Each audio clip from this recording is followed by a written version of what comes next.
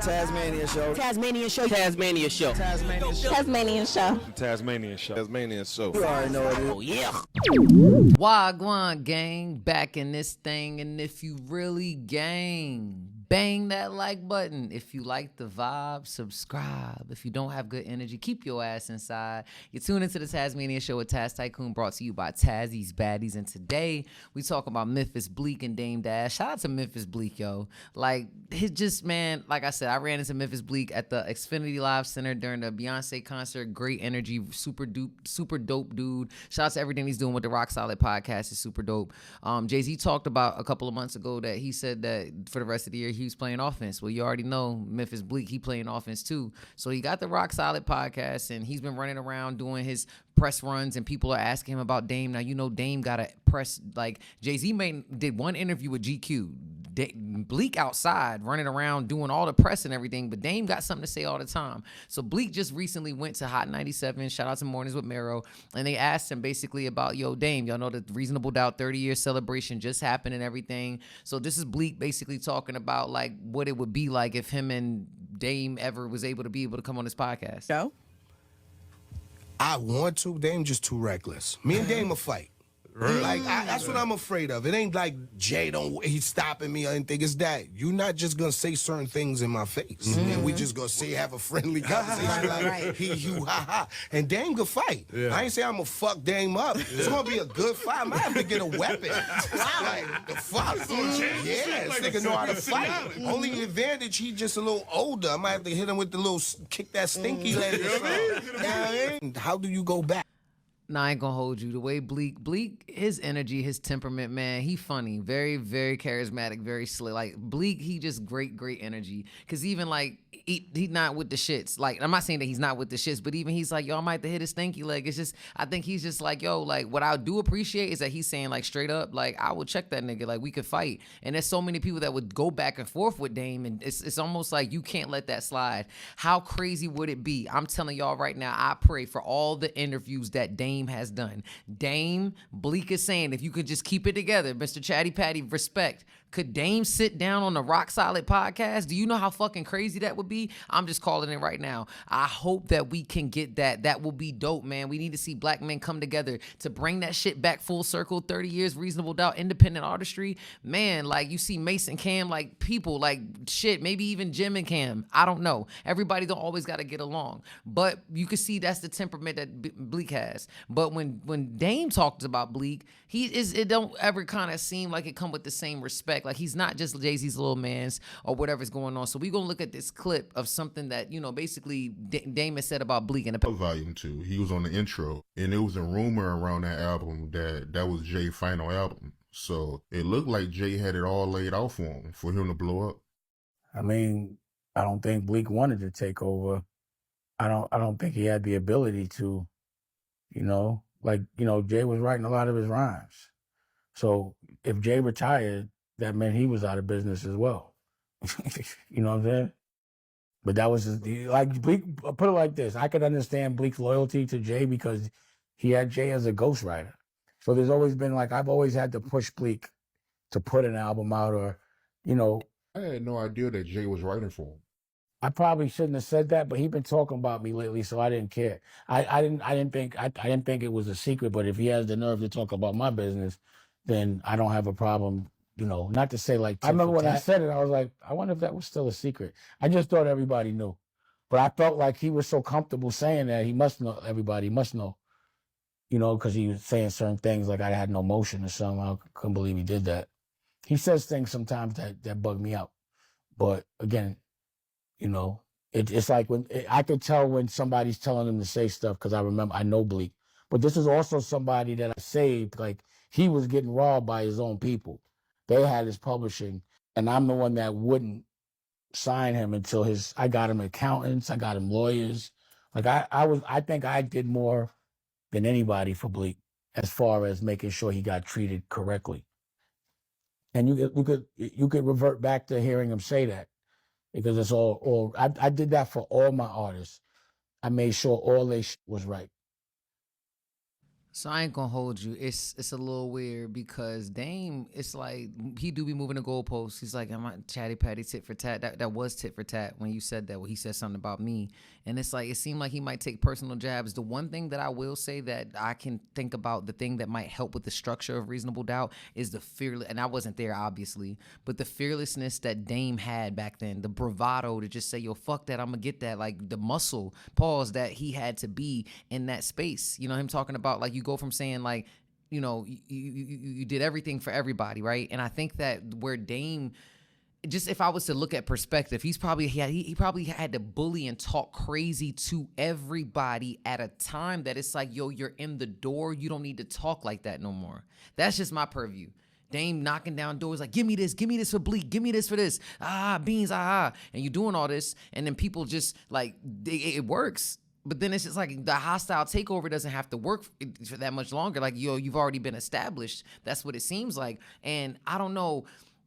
It just really goes back to what Dame is, just how he talks to people. And I think that Dame got away with talking to people with the weight for so long. So he's probably like, how y'all gonna tell me how to talk now when this same talking is the shit that got niggas in the door?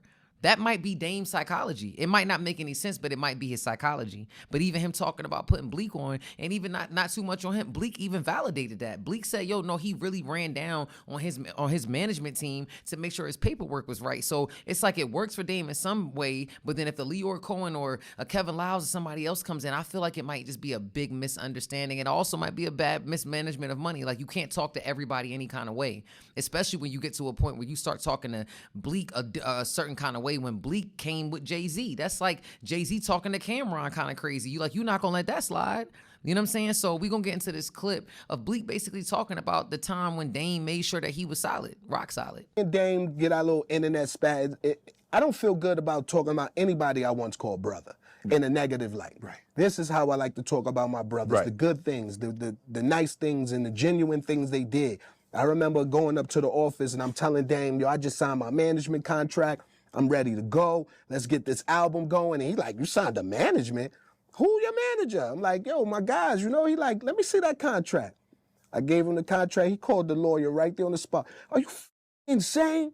You trying to rob my little brother? Y'all better fix this contract right now. Like, crazy. And you know, I didn't know. I'm like, hold on. My lawyer set me up. Fire him. And Dame helped me get a new lawyer, new accountant, all of that. Word. Save. I ain't gonna hold you. Even the way Bleek talked about him, like he even said like he don't want no beef pause with anybody that he's been in a good space with previously. It's like I haven't heard Jay-Z nor, and maybe I'm missing something, but I haven't heard Jay-Z nor Memphis Bleek completely crash out in the interviews about Dame the way. I think the first thing that I ever, and I apologize for laughing, that I feel like I ever heard Jay-Z say is his teeth tumbling out, and then that shit just sent him on a motherfucking rampage. Like, seriously, like I think that even the respect that that Bleek still has for Dame, even though Dame could be saying all types of shit, Dame been coming at all the YGs, like Cameron, Jim, like he's coming at everybody, like Kevin Hart, like everybody getting smoked, you know what I'm saying?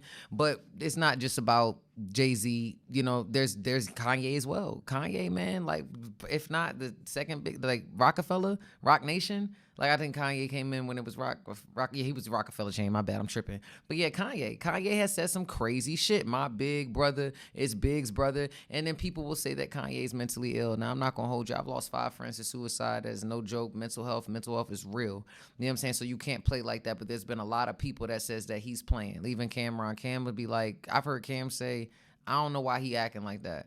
Right, so it's like, yo, if you are acting outlandish, doing the Beyonce, Taylor Swifts, and the George Bushes and the shit like that, I don't know what's going on over there. You know what I'm saying? But I think Jay-Z was on the Kanye album. He came back. Yeah, so I don't know. I don't know if we're ever gonna get a Watch the Throne 2. God knows. I don't know if what y'all let me think in the comments. Like, let me know what y'all think. Do y'all think that Jay-Z would link up with Dame or Ye? Could we do all three? I don't know. But we're gonna get into this clip of basically Bleek talking about Ye ain't as crazy. He's genius, right? But they say Albert Einstein says genius and insanity is borderline, like crazy and insanity is borderline the same thing. But this is Bleek basically talking about like Ye ain't as crazy as niggas make him seem to be. I think there's a bridge that could be eventually rebuilt one day. I don't know. Okay. You know, like things can be said and then be swept under the rug, right? We could forget about it. But we can't forget shit that's said every day. You know what I think too is the difference though? Like Dame is all there. Yay, we not sure if he's all there. No, listen. You know what I'm saying? That's the thing. But that's the other thing too. Like it's been said, like I feel like I know what you're about to say. That he don't like. Somebody said like, oh, was it Jada said like he don't do that crazy shit around me? That's what I said, You know man. what I'm saying? He's there. He Don't got all his believe that. marbles. He got them all. And they got some more and some jacks. Remember the jacks that pick up with the ball drop? He got some marbles. I ain't gonna hold you. He said he got marbles and he got jacks. No, seriously, man. And that's the sad part. You get to a point where it's like you want so much attention, and the things that people do for attention, man. It was a time when Ye could do no wrong, right? And it's like sometimes I'm not. The thing that I don't like, and people have got to do better at this. If you can't get somebody's attention, dissing them is the worst way. Like, especially I don't know. I remember sometimes somebody said something about me on the internet. I don't even think I even thought about it. It's like, yo, like, just close your phone, close your mouth, like the internet is not real. I mean, it's not. Like in real life, it don't be that same energy because the internet had people messed up thinking that Jay-Z's Reasonable Doubt album wasn't fucking relevant. Like, what? Like, are we fucking serious? Reasonable Doubt 30 years is not relevant. And even down to the point where Dame Dash is saying, that's why I gave it away. Dame, you didn't give that shit away. That shit was taken. And Cam and Mace tried to help.